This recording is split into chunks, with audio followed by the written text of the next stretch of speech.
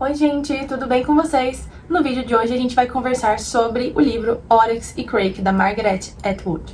Surpreendentemente é a segunda vez que um livro da Margaret Atwood aparece aqui no Clube das Amigas, né? Uma autora que ficou muito famosa com a série O Conto da Aia, que eu também já li e já tem resenha aqui no canal. Publicado em 2018 no Brasil e faz parte de uma trilogia. Esse é o primeiro livro, Oryx e Crake, o segundo é O Ano do Dilúvio e o terceiro é Madadão. Faz parte de um jogo lá que envolve a trama do livro. É óbvio que a minha irmã não sabia disso quando ela colocou esse livro pra mim ler aqui no desafio, né? Eu acho o mínimo que ela me dê agora os próximos livros da trilogia. O que vocês acham? Bom, eu sei que a Margaret Atwood fez um trabalho aqui impecável. Ela conta nos agradecimentos que fez uma pesquisa extensa, uma pesquisa científica muito extensa, e ela traz esses dados aqui. Mas também uma imaginação, uma criatividade que essa mulher tem, que olha, principalmente para criar seres aqui nesse universo. A gente tem os porcões, os lobocães, as galinhas sem cabeça. Por que criar galinhas com cabeça? A gente não come a cabeça, é melhor que ela tenha mais corpo, mais carne ali, né? Os coelhos que brilham, os Crakers, logo vou falar deles aqui pra vocês, mas assim, de longe, acho que é um dos livros da Margaret Atwood mais, assim, fora da casinha. E também, arrisco a dizer, um dos livros de distopia mais doidos que eu já li, tá? Assim, tô tentando lembrar aqui dos outros, mas esse aqui, que a gente tá falando de um mundo pós-apocalíptico, super avançado em tecnologia, em ciência, com muita manipulação genética. Então tudo que for, assim, que não gere lucro, que a população cai em desuso, vamos mudar, vamos manipular geneticamente. Esse livro, inclusive, é até muito difícil de explicar, tá? Começando por essa capa, muito maluca. Mas assim, se eu tivesse uma pergunta que pudesse resumir todo esse enredo o que aconteceria com o mundo se o humano, por ganância, extrapolasse os limites éticos, tá? Aqui a gente tá falando de uma sociedade muito perturbada, que inclusive, eu nem sei se posso falar isso no YouTube, mas os suicídios eram televisionados ao vivo. Assim, é nesse nível que a gente tá falando. Mas bom, existe um personagem aqui que se lembra de como era o mundo antigamente. Esse é o Jimmy, aqui também conhecido como o Homem das Neves, para remeter a gente àquela imagem mesmo de Homem das Neves, um homem peludo, tal, vive na natureza, né, não é amigo de ninguém, solitário. Descreve totalmente o Jimmy aqui pra gente. Só que o Jimmy, ele tá envolvido com tudo isso. O livro vai amarrando os fatos e andando pelo tempo, né, os capítulos são intercalados entre passado, presente, futuro, e vai deixando a gente criando um mistério que só vai se resolver nas últimas 100 páginas do livro.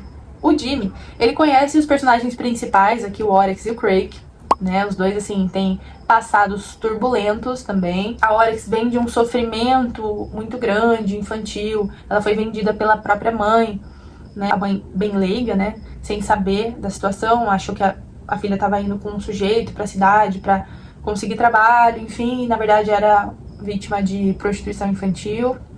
E o Crake veio do mesmo lugar que o Jimmy, eles estudaram na mesma escola, então eram amigos mais próximos, jogavam juntos, viam coisas tenebrosas na internet, na TV juntos. Só que o Crake foi mais além com isso tudo, com essa história, ele se envolveu demais com tudo isso e se tornou um grande causador, um grande pilar aí de toda a devastação do mundo. E o Jimmy só foi vivendo aquilo, se vitimizando também em muitos momentos sobre isso. Como o Jimmy é o único que conhece o mundo antes de toda essa manipulação que aconteceu, a nova população que vem do futuro, né, que vem para esse futuro, os Crakers, são totalmente moldados pelas mãos do Jimmy, né? E aqui ela faz uma crítica, que eu saquei assim, genial, às sociedades que estão começando a se movimentar, a criar. A primeira pergunta que os Crakers fazem, né? Porque o Jimmy para eles é como se fosse um deus. Primeira pergunta que os Crakers fazem: de onde viemos? Essa é a questão assim primordial para todas as sociedades, eu acredito. Todo mundo quer saber de onde viemos, para onde iremos, né? Acho que é a questão fundamental do universo. E aqui eles acreditam piamente no Jimmy, né? São ignorantes e criam esse líder religioso. Então o que o Jimmy mandar fazer, eles fazem. Aquela crítica de não seja ignorante, não caia nas tramóias aí de igrejas mal intencionadas, de pessoas de mau caráter, enfim. Porque quando não se tem nenhum conhecimento, não se sabe de nada, nós estamos entregues à subjetividade. O livro é maçante, tive um pouco de dificuldade de correr a leitura com ele, é angustiante em muitas partes, mas ao mesmo tempo é interessante, assim, desperta curiosidade, como que vai acontecer, esse final, né? O enredo vai se afunilando aos poucos, da metade pro final é ainda melhor. A escrita é bem fluida, tá? Cativante, só que a letrinha aqui dessa edição tá bem pequena, tá? Assim, um pouco difícil, eu acho, por conta disso. E se você não quer spoiler sobre o final, pare esse vídeo agora. Preciso comentar com vocês, porque no final desse livro, o Craig, que tá bem envolvido lá com os políticos da época, com a sociedade científica, lança junto da empresa dele uma pílula universal, uma pílula aí que tornaria a população estéril. Só que essa pílula deu muito errado, causou um efeito colateral em massa, as pessoas tinham hemorragias muito rapidamente, assim, e também rapidamente morriam. E era como se fosse um vírus que infectava e se propagava no ar. Então foi uma coisa absurda, assim, sem explicação, até a gente ficou sem explicação aqui no final desse livro. E aí eu fiquei muito, assim, pensando nessas políticas de contingência social, né?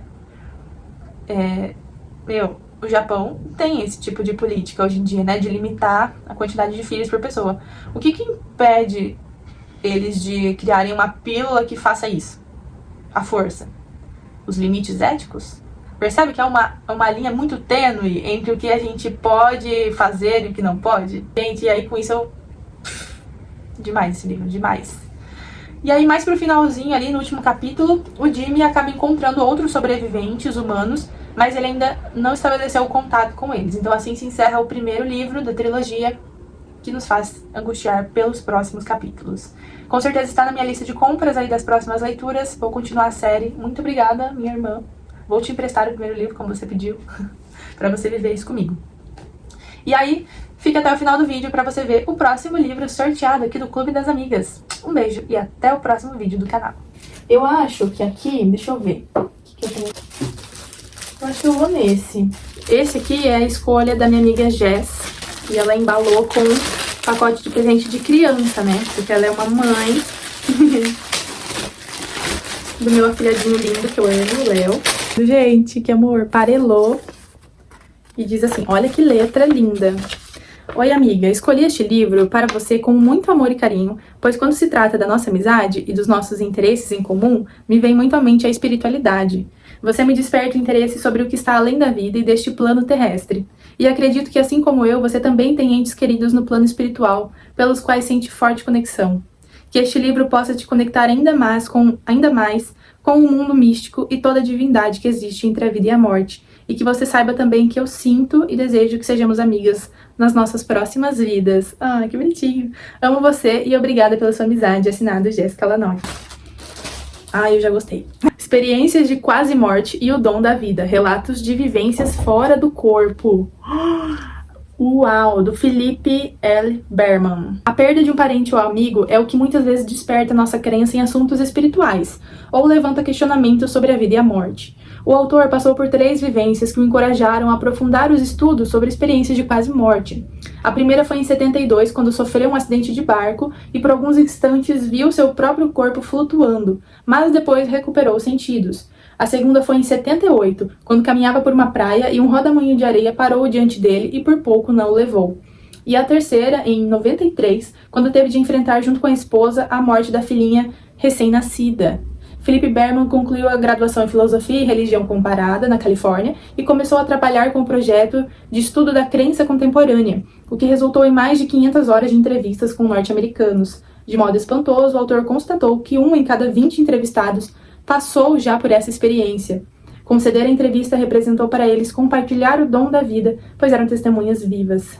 Podemos verificar que a experiência de quase morte é um fenômeno bem mais frequente do que imaginamos. Gente, chocada. Até o mês que vem. Um beijo pra vocês e tchau.